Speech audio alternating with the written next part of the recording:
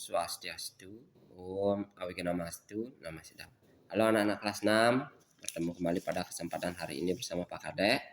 Semoga kita selalu diberikan kesehatan oleh Sang Hyang Widi Wasi sehingga kita bisa memanfaatkan waktu ini sebaik-baiknya. Nah, pada pertemuan hari ini Pak Kadek akan memberikan pembahasan penilaian tengah semester kelas 6 semester 1 ya. Nah, kita langsung saja nomor 1 atau soal nomor 1. Bhagavad Gita merupakan salah satu kitab suci agama. Nah, ini sudah pada langsung saja. Kita silang option A, Hinduan. Kata Gita dalam Bhagavad Gita artinya A suci, B nyanyian, C kebenaran, D kekawin. Nyanyian. Kita silang option B. Kemudian nomor 3. Kitab suci agama Hindu yang termasuk Pancamaweda adalah, nah ini Bhagavad Gita ya. Anak-anak kita silang option C. Ada Rigveda, Samaweda, Yajurveda, Atharvaveda, dan Bhagavad Gita. Dalam cerita Mahabharata atau Istiasa terdapat dialog antara Sri Krishna dengan Arjuna. Termuat dalam kitab suci Bhagavad Gita ya. Nomor selanjutnya. Kitab suci Bhagavad Gita disebut juga dengan nama A. Upanishad, B. Itihasa, C. Sarasamudaya, D. Vedanga. Nah, Bhagavad Gita ini juga disebut dengan Itihasa karena Itihasa itu adalah penjabaran Veda yang menceritakan tentang cerita Mahabharata dan Ramayana. Nomor 6. Kitab suci Bhagavad Gita terdiri dari 18 bab atau 18 parwa. Nomor 7. Pada saat Arjuna dalam keraguan dan kehilangan harapan terhadap, nah ini terdapat dalam kitab beberapa anak-anak, bab berapa? Nah, coba kita lihat dulu. Ini, nah ini untuk anak-anak silahkan ini nomor 7 dilihat di bukunya. Nah sudah Pak Kadek lingkari itu nomor 7. Nah, Pak Kadek langsung nomor 8. Kehidupan manusia sangat dipengaruhi oleh hasil dari perbuatannya. Dalam agama Hindu disebut dengan hukum dipengaruhi oleh hasil perbuatannya. Ini disebut dengan hukum karma anak-anak ya. Nomor 9. Menurut Bhagavad Gita, persembahan yang dilaksanakan sesuai dengan aturan kitab suci sastra disebut dengan Satwika, Rajasika, Tamasika, Rajasuyana. Nah ya, Satwika. Nomor 10. Pada bab kedua, Bhagavad Gita terdiri dari, nah anak silakan ini Pak Kadek lingkari, artinya anak-anak silakan cari jawabannya sendiri.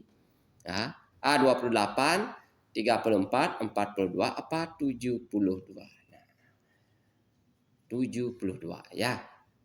Nomor 11. Makhluk hidup dibelenggu oleh 3 sifat yang dinamakan Triguna. Nah, ini sudah gampang sekali nih ya. Nomor 12. Bhagavad Gita disabdakan untuk menyadarkan manusia dari kebodohan, kemakmuran, kebencian, kedamaian. Bhagavad Gita itu disabdakan untuk menyadarkan manusia dari kebodohan. 13. Dalam Bhagavad Gita dijelaskan bahwa semua makhluk hidup dan alam semesta dikuasai dan dikendalikan oleh apa? A. Yogi, B. Tuhan, C. Bhakta, D. Janin. Dalam Bhagavad Gita dijelaskan bahwa semua makhluk hidup dan alam dikuasai dan dikendalikan oleh siapa? Oleh Tuhan Yang Maha Esa.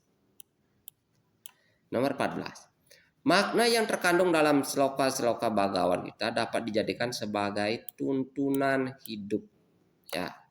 Nomor 15. Apabila manusia dicemari oleh sifat keduniawian, maka Bhagavad Gita lah yang dimaksud untuk A. membangkitkan kesadaran suci, B. meningkatkan sifat nafsu, C. Mengurangi sifat kebaikan. D. Larut dalam kebodohan. Membangkitkan kesadaran suci anak-anak ya. Nah, nomor selanjutnya ada nomor 16. Nah, ini anak-anak 16 dinyatakan bahwa anugerah Tuhan diberikan kepada siapapun yang mendekatinya dengan penyerahan baktinya dengan caranya sendiri-sendiri. Kutipan sloka tersebut di dalam kitab. Nah, coba kita lihat di bukunya. A. Bhagavad Gita 3.21 ini tentang perbuatan apapun yang dilakukan orang besar akan diikuti. B. Nah ini ya. Nah coba cari ya jawabannya. Ya. Nah ini berarti pada langsung saja silang nomor 16B. Sambil anak-anak juga baca-baca bukunya ya. Nomor 17. Nilai yang terkandung dalam sloka Bhagavad Gita 3.21 adalah yang ini. Nah, tadi sudah Pak Kadek singgung bahwa perbuatan apapun yang dilakukan orang besar akan diikuti. Nah, berarti ini ya. Nomor 17 adalah C. Nomor 18. Tuhan bersifat wiyapi wiyapake nirkuwikara, artinya Tuhan itu meresap dan ada di mana-mana. Nomor 19.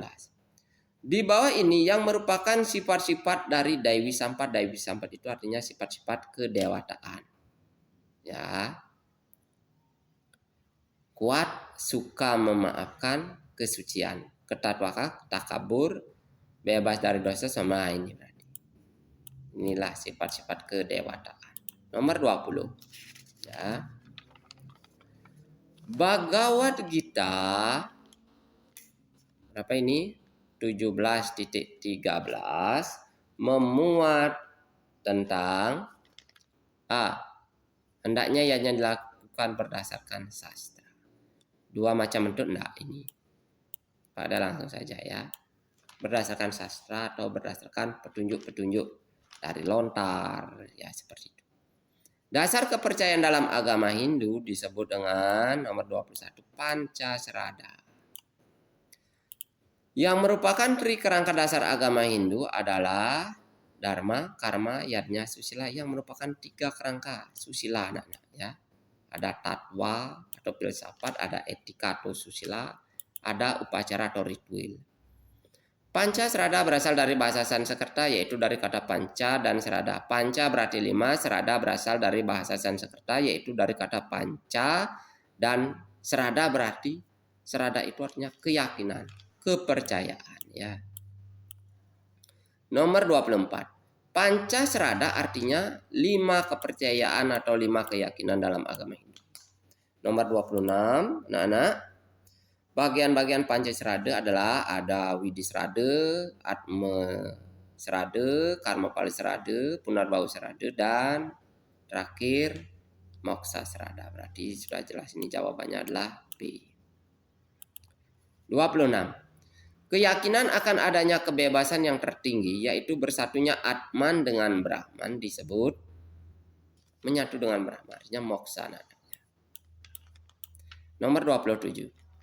Keyakinan terhadap keberadaan Sang Hyang Widi dengan segala manifestasinya disebut dengan Widisrada, artinya yakin dan percaya terhadap Sang Hyang Widi.